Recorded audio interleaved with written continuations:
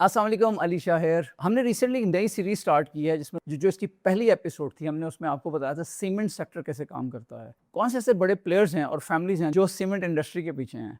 मियां मंशा, सर अनवर परवेज, फौजी ग्रुप। आज एक दिलचस्प बात बताता हूँ, ये वही लोग हैं जो पाकिस्तान के सबसे बड़े बैंक्स भी ओन करते हैं। मियां मंशा के पास सीमेंट भी है और एमसीबी बैंक भी। सर अनवर परवेज के पास बेस्ट पे सीमेंट भी है और यूबीएल बैंक भी। आज पाकिस्तान सेक्टर सीरीज का दूसरा एपिसोड है और इसमें हम बात करेंगे बैंकिंग सेक्टर के बारे में। ये सेक्टर पाकिस्तान की पूरी इकोनॉमी का दिल है। आपकी सैलरी, आप कोई भी अगर लोन लेते हैं, कोई भी अमाउंट डिपॉजिट करते हैं, वो सब इन्हीं बैंक्स में से गुजरता है। और पाकिस्तान स्टॉक एक्सचेंज पे भी ये सबसे हैवी वेट सेक्टर्स में से एक है। आज हम ये समझेंगे कि बैंक्स कौन ओन करता है और बैंक्स पैसा कैसे बनाते हैं और इनका स्ट्रक्चर क्या है।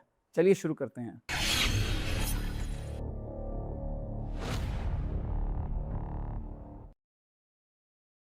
मैं हूं अली शाह और हमारा चैनल है अली शाह रेनमेट। इस पे हम कवर करते हैं stock market insights, investments, real estate और वेल्थ बिल्डिंग। कोई थ्योरी नहीं, सिर्फ एग्जीक्यूशन। अभी तक अगर आपने चैनल को सब्सक्राइब नहीं किया तो ज़रूर सब्सक्राइब कर लें। And thank you very much जिन्होंने अभी तक सब्सक्राइब किया, बिकॉज हमने रिसेंटली 23,000 सब्सक्राइबर्स का टारगेट क्रॉस किया है और अब हम बढ़े हैं 23 से अपने नेक्स्ट टारगेट 25,000 सब्सक्राइबर्स की जानिब। तो मैं बहुत शुक्रिया अदा करता हूँ उन लोगों को जो हमारे चैनल को देखते हैं, लाइक करते हैं, हमें कमेंट करते हैं। आपकी फीडबैक हमारे लिए बहुत इंपॉर्टेंट है। तो अब हम बात करेंगे पाकिस्तान सेक्टर सीरीज़ के बारे में, जिसमें हम हर वीडियो में आपको एक नया सेक्टर बताएंगे और उसके बारे में डिटेल इन्फॉर्मेशन प्रोवाइड करेंगे। सबसे पहले ये समझते हैं कि बैंकिंग सेक्टर्स इतना इंपॉर्टेंट क्यों है।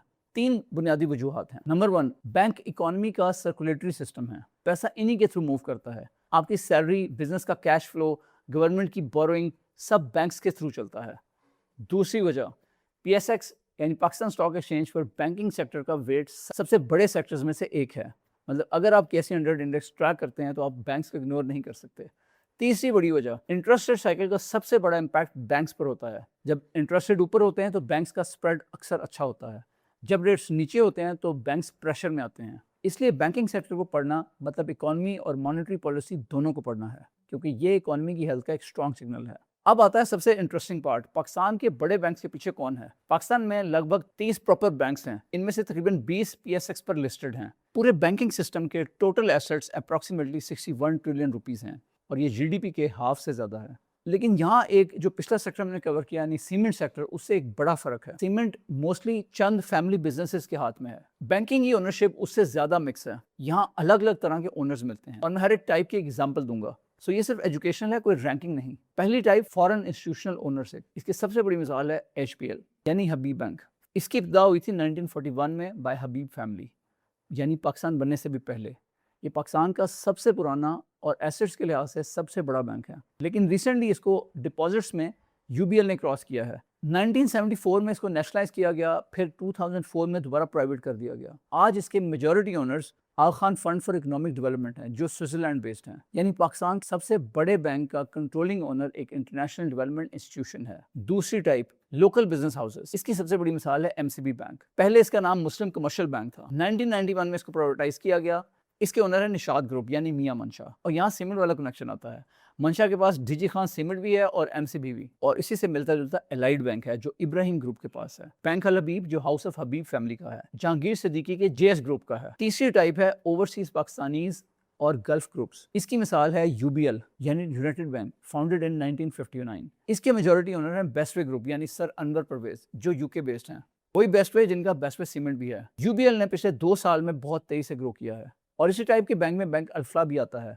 इसके पीछे अबू धाबी ग्रुप का गल्फ कैपिटल है। चौथी टाइप है इस्लामिक बैंक्स और इसकी सबसे बड़ी मिसाल है मिजान बैंक, फाउंडेड इन 1997, पाकिस्तान का सबसे बड़ा इस्लामिक बैंक। इस्लामिक बैंकिंग यानी सूद की बजाय प्रॉफिट और लॉस शेयरिंग वाले शरिया कंप्लायंट मॉडल्स पे बेस्ड है। मिजान के फाउंडिंग सीईओ इरफान सदीकी रहे हैं। इस वक्त इसके सीईओ आमिर अली, और इसमें कुवैती इंस्टीट्यूशनल इन्वेस्टर्स का भी हिस्सा है। बैंक ऑफ पंजाब जैसे सूबाई बैंक्स भी गवर्नमेंट के हाथ में है। अब एक बहुत इंटरेस्टिंग स्ट्रक्चरल पॉइंट, सीमेंट चंद घरानों की कहानी थी, बैंकिंग उससे काफ़ी ज़्यादा मुख्तलिफ है। यहाँ families, foreign institutions, gulf capital और स्टेट ओन्ड सबका मिक्स है। लेकिन जहाँ फैमिलीज इन्वॉल्व हैं वहाँ ओनरशिप अक्सर ओवरलैप करती है। मंशा के पास बैंक भी है, सीमेंट भी, टेक्सटाइल भी। बेस्ट वे के पास बैंक भी है और सीमेंट भी। फौजी फाउंडेशन के पास अस्करी बैंक भी है और फौजी सीमेंट भी। साफ समझें, वही बड़े नाम जो सीमेंट में है बैंकिंग में भी नजर आते हैं, बस यहाँ उनके साथ फॉरेन और स्टेट प्लेयर्स भी हैं। अब बैंकिंग के सबसे इंपॉर्टेंट स्ट्रक्चरल ट्रूथ को समझते हैं। बुनियादी सवाल यह है कि बैंक्स का पैसा एक्चुअली जाता कहाँ है। आम तस्वर यह है कि बैंक्स बिजनेसेस को और लोगों को लोन देते हैं, लेकिन पाकिस्तान में जिसकी पिक्चर थोड़ी सी डिफरेंट है। पाकिस्तानी बैंक्स का आधे से ज़्यादा पैसा गवर्नमेंट को जाता है, यानी बैंक्स गवर्नमेंट की सिक्योरिटीज खरीदते हैं, टी बिल्स और बॉन्ड्स। इसका मतलब बैंक्स को प्राइवेट सेक्टर को लोन देने की जरूरत कम ही पड़ती है, क्योंकि गवर्नमेंट एक सेफ बोरर है और अच्छा रिटर्न देती है। इसको मेजर करने का एक मेट्रिक है एडवांसेस टू डिपॉजिट रेशो, जिसको शॉर्ट में एडीआर कहते हैं। एडीआर ये बताता है कि जो डिपॉजिट्स बैंक के पास हैं उनका कितना परसेंट उन्होंने लोन के तौर पे दिया हुआ है। पाकिस्तान में अक्सर ये रेशो सिर्फ 40% के आसपास रहता है, मतलब हर 100 रुपए डिपॉजिट से सिर्फ 40 रुपए लोन, बाकी गवर्नमेंट या इन्वेस्टमेंट्स में। और यही एडीआर डेवलप्ड इकोनॉमीज में ये रेशो अक्सर 70 to 80% होता है, या वो बिजनेसेस क्रिएट कर सकें या वो फिर अपने घर मॉर्गेज के थ्रू खरीद सकें। ये एक स्ट्रक्चर रियलिटी है। पाकिस्तानी बैंक्स प्राइवेट सेक्टर को कंजर्वेटिवली लैंड करते हैं। और एक और बात, दिसंबर 2024 में गवर्नमेंट ने एडीआर लिंक टैक्स हटा दिया है और इसके बाद बैंक्स के डिपॉजिट में अच्छी ग्रोथ आई। ये पॉइंट समझना क्रिटिकल है। बैंक की कमाई मोस्टली गवर्नमेंट लैंडिंग के थ्रू हो रही है, प्राइवेट क्रेडिट पर नहीं। अब बात करते हैं यूनिट इकोनॉमिक्स की। आखिर बैंक पैसा कैसे बनाते हैं? सबसे बेसिक कॉन्सेप्ट है स्प्रेड। बैंक आपसे डिपॉजिट लेता है और आपको उस पर थोड़ा सा इंटरेस्ट देता है, वही पैसा आगे लैंड करता है या गवर्नमेंट सिक्योरिटीज पर लगाता है ज्यादा इंटरेस्ट पर। इन दोनों के दरमियान फर्क, कि आपसे डिपॉजिट लेना और फिर उसको आगे लैंड करना ज्यादा इंटरेस्ट पे, यही फर्क जो है यही बैंक की असल कमाई है और इसे कहते हैं नेट इंटरेस्ट इनकम। अब एक इंपॉर्टेंट चीज, सस्ता डिपॉजिट कहाँ से आता है? करंट और सेविंग्स अकाउंट से। इन पर बैंक को कम या जीरो इंटरेस्ट देना पड़ता है। इंडस्ट्री में इसे CASA कहते हैं, करंट एंड सेविंग अकाउंट्स। जिस बैंक का कासा या CASA स्ट्रांग होता है, फंडिंग उतनी सस्ती और उसका मार्जिन उतना ही बेहतर होता है। इसीलिए बैंक्स ब्रांचेस पर और डिजिटल एप्स पर इतना ज़्यादा इन्वेस्ट करते हैं सस्ते डिपॉजिट्स के लिए। दूसरा इनकम सोर्स, फीस और कमीशन, यानी नॉन इंटरेस्ट इनकम।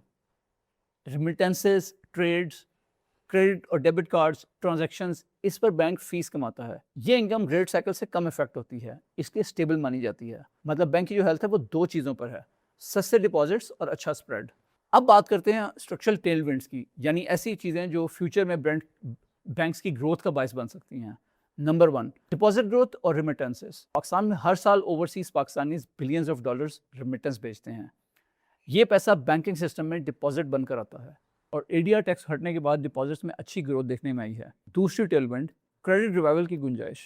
पाकिस्तान में प्राइवेट क्रेडिट अभी बहुत कम है। जैसे जैसे इकोनॉमी स्टेबल होगी, बिजनेसेस दोबारा बोरो करेंगे। रेटिंग एजेंसीज भी 2026 में क्रेडिट ग्रोथ पिकअप होने की उम्मीद रखती हैं। नंबर 3, डिजिटल बैंकिंग और फाइनेंशियल इंक्लूजन। पाकिस्तान की बहुत बड़ी आबादी अभी भी बैंक अकाउंट के बगैर है। रास्ट, मोबाइल वॉलेट्स और नए डिजिटल बैंक्स सब नए कस्टमर्स ला रहे हैं। यंग पॉपुलेशन, स्मार्टफोन्स, इंटरनेट, ये एक स्ट्रक्चरल ग्रोथ रनवे है। तीनों टेलविंड्स मिलकर सेक्टर को एक लंबा रनवे देती हैं। अब बात करते हैं स्ट्रक्चरल हेडविंड्स क्या हैं। वो कौन सी ऐसी चीज़ें हैं जो बैंक को फ्यूचर में चैलेंजेस फेस करने पड़ सकते हैं, क्योंकि हम ऑनेस्ट एनालिसिस दे रहे हैं और हम दोनों साइड्स देखेंगे, चैलेंजेस भी और अपॉर्चुनिटीज। जहाँ तक बात करते हैं चैलेंजेस की, नंबर 1 हेडविंड जो बैंकिंग सेक्टर फेस कर सकता है वो मार्जिन प्रेशर है। जब इंटरेस्ट रेट गिरते हैं, आज से 2 साल पहले जो इंटरेस्ट रेट था वो 22% पर था, आज 11.5% पर है। जब रेट्स गिरते हैं बैंक्स का स्प्रेड अक्सर स्क्वीज होता है। जब इंटरेस्ट रेट 22% के करीब था तो लोग सिर्फ बैंकों में पैसा रखते थे और किसी कारोबार में नहीं लगाते थे, क्योंकि उनको एक अच्छा इंटरेस्ट बैंकों से मिल रहा था। लेकिन अब वो सूरत चेंज हो गई है। यही वजह है कि जब इंटरेस्ट रेट्स गिरते हैं तो बैंक्स का स्प्रेड अक्सर स्क्वीज होता है और ये मार्जिन पर प्रेशर है। सेकंड हेडविंड, यानी सेकंड चैलेंज जो बैंकिंग इंडस्ट्री फेस कर सकती है, गवर्नमेंट पर ओवर डिपेंडेंस। हमने देखा कि बैंक्स का आधा पैसा गवर्नमेंट सिक्योरिटीज़ में है, तो इसी वजह से कई लोग क्रिटिसाइज़ भी करते हैं कि बैंकिंग सेक्टर में जो आपको नज़र आती है, बैंकिंग सेक्टर की जो ग्रोथ आपको नज़र आती है, उसका तो सारा दरोमदार गवर्नमेंट की बोरिंग पर है। ये किस किस्म का बिजनेस केस है? सो इसका मतलब ये हुआ है कि जो बैंक्स की हेल्थ है, बैंकिंग सेक्टर की हेल्थ है, वो गवर्नमेंट की हेल्थ से जुड़ी हुई है। अगर गवर्नमेंट डिस्टर्ब होती है तो बैंकिंग सेक्टर डिस्टर्ब हो सकता है। अगर सोवरेन रिस्क बढ़े तो फिर बैंक्स पर भी असर पड़ता है। ये कॉन्सेंट्रेशन एक रिस्क है। तीसरा चैलेंज जो फेस कर सकता है बैंकिंग सेक्टर, हैवी टैक्सेशन और एसेट क्वालिटी। बैंकिंग पाकिस्तान के सबसे ज़्यादा टैक्स होने वाले सेक्टर्स में से एक है। सुपर टैक्स भी इन्हीं पर है और स्लो इकोनॉमी में कुछ लोन्स नॉन परफॉर्मिंग हो जाते हैं। इन्हें NPLs कहते हैं। इंडस्ट्री का NPL रेशो रिसेंटली 5 to 6% के आसपास रहा है। सो ये टेंशन स्ट्रक्चरल है, हाई अर्निंग्स लेकिन हाई टैक्स और सेवरन लिंकेजेस। अब एक कॉन्सेप्ट जो बैंकिंग सेक्टर समझने के लिए बहुत ज़रूरी है, बैंकिंग एक रेट सेंसिटिव इंडस्ट्री है। मतलब बैंक की कमाई इंटरेस्ट रेट साइकिल्स के साथ मूव करती है। ये सीमेंट की तरह कंस्ट्रक्शन साइकिल पर नहीं बल्कि मॉनेटरी पॉलिसी पर चलती है। जब स्टेट बैंक रेट बढ़ाता है, बैंक्स का स्प्रेड अक्सर बढ़ता है, कमाई बढ़ती है। जब रेट्स गिरते हैं, स्प्रेड स्क्वीज होता है, कमाई कम होती है। इसमें एक नुआंस है, रेट्स गिरने से इकोनॉमी इंप्रूव होती है, फिर लोन्स बढ़ते हैं। जब लोगों के पास पैसा आता है तो फिर कोई गाड़ी लेने के लिए लोन ले सकता है, कोई घर बनाने के लिए लोन ले सकता है, तो इस तरह लोन्स बढ़ते हैं, एनपीएल्स कम होते हैं और फी इनकम बढ़ती है। इसलिए बैंकिंग एनालिसिस एक सिंपल गेम नहीं है। आपको rate direction, deposits, credit growth और एसेट क्वालिटी सब एक साथ देखना पड़ता है। इसलिए जो सीजन्ड इन्वेस्टर्स होते हैं वो बैंकिंग को मैक्रो लेंस से देखते हैं, एक सिंपल कमोडिटी की तरह नहीं। अब बैंक्स में एक और रेवोल्यूशन भी आ रहा है कि पाकिस्तान में ट्रेंड बढ़ता जा रहा है इस्लामिक बैंकिंग का। निज़ाम बैंक ने पिछले कुछ सालों में ज़बरदस्त किस्म की ग्रोथ की है। लोग सूदी निज़ाम से दूर होना चाहते हैं, तो इस वजह से वो शरिया कंप्लाइंस की तरफ जा रहे हैं, और जो बैंक्स वो ऑफर कर रहे हैं उनकी ग्रोथ हमें देखने में आ रही है। इसके साथ साथ फैसल बैंक और दूसरे भी इस्लामिक बैंक्स जो हैं ये बहुत तेज़ी से ग्रो कर रहे हैं। अब इसके साथ साथ एक और ट्रेंड है जिस पूरे बैंकिंग सेक्टर का फ्यूचर बदल सकता है, डिजिटल डिस्ट्रप्शन, यानी डिजिटल बैंक्स। ऐसे बैंक्स होते हैं जिनकी कोई ब्रांच नहीं होती, सब कुछ मोबाइल ऐप पर होता है। यूके में या यूरोप में रेवोलूट और मोंजो ऐसे बैंक्स हैं, और ब्राज़ील में न्यू बैंक है। इन्होंने ट्रेडिशनल बैंकिंग को हिला के रख दिया है। ये डिजिटल बैंक्स तेजी से ग्रो करते हैं, cost of acquiring a customer बहुत ज़्यादा कम होती है। पूरी दुनिया में ये डिजिटल बैंक्स बड़ी तेजी से ग्रो कर रहे हैं। कस्टमर को ऑनबोर्ड करने की कॉस्ट ट्रेडिशनल बैंक्स के मुकाबले में काफ़ी कम होती है। चूँकि इनकी कोई ब्रांचेज नहीं होती तो इनके बहुत सारे ओवरहेड्स कम होते हैं। अब अगर बात करें पाकिस्तान की, तो स्टेट बैंक ऑफ पाकिस्तान ने एक नई कैटेगरी बनाई, डिजिटल रिटेल बैंक लाइसेंस। 2023 में 5 ग्रुप्स को अप्रूवल मिली। आज इनमें से कुछ ऑपरेशनल हो चुके हैं। ईजी पैसा जो टेलीनॉर और एंड ग्रुप का है, पहला फुल डिजिटल बैंक बना। मशरिक यूएई का बड़ा बैंक पाकिस्तान में इस्लामिक फर्स्ट डिजिटल बैंकिंग ला रहा है। रकमी एक इस्लामिक डिजिटल बैंक जो खास तौर पर फ्रीलांसर्स और एसएमईज को टारगेट कर रहा है, और ब्रॉक जैसे प्लेयर अभी लॉन्च की तरफ बढ़ रहे हैं। इनका मॉडल सिंपल है। एज अ कस्टमर आपने स्मार्टफोन उठाना है, इनकी मोबाइल ऐप डाउनलोड करनी है, चंद ही मिनट्स में अकाउंट बन जाता है, और सब कुछ मोबाइल ऐप के ऊपर ही है। सवाल ये है कि क्या ये पाकिस्तान की बैंकिंग को डिसरप्ट करेंगे? इनका साइज़ बड़े बैंक्स के मुकाबले में छोटा है, लेकिन पाकिस्तान में भी करोड़ों लोग बिना मोबाइल अकाउंट के हैं, और ये सीधा उन्हीं को टारगेट करते हैं। लंबे अरसे में ये ट्रेडिशनल बैंक्स के लिए एक रियल चैलेंज बन सकते हैं, ख़ास तौर पर सस्ते डिपॉजिट्स के लिए। और पाकिस्तान में अगर बात की जाए करंट इश्यूज़ की, तो बैंक्स में लंबी लंबी कतारें लगी होती हैं। इसके साथ साथ एटीएम के बाहर धूप में लंबी कतारें लगी होती हैं। जब आप एटीएम से पैसे निकाल के निकलते हैं तो कोई पिस्तौल वाला आपके पीछे लग जाता है, वो आपसे सारे पैसे गन पॉइंट पे ले उठता है। तो ये वो चैलेंजेस हैं जो डिजिटल बैंकिंग को काफ़ी सपोर्ट करेंगे। मैं किसी स्पेसिफिक बैंक का व्यू नहीं दे रहा, ये एक सेक्टर लेवल का ट्रेंड है जिसे समझना बहुत ज़रूरी है।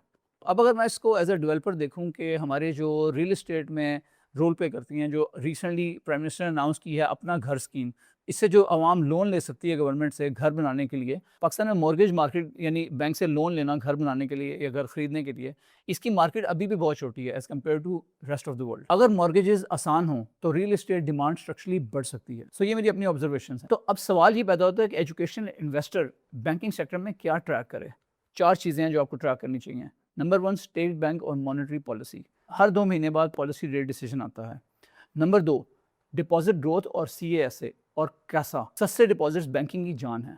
नंबर 3, प्राइवेट सेक्टर क्रेडिट और ADR, ये बताता है कि बैंक्स लेंड कर रहे हैं या नहीं।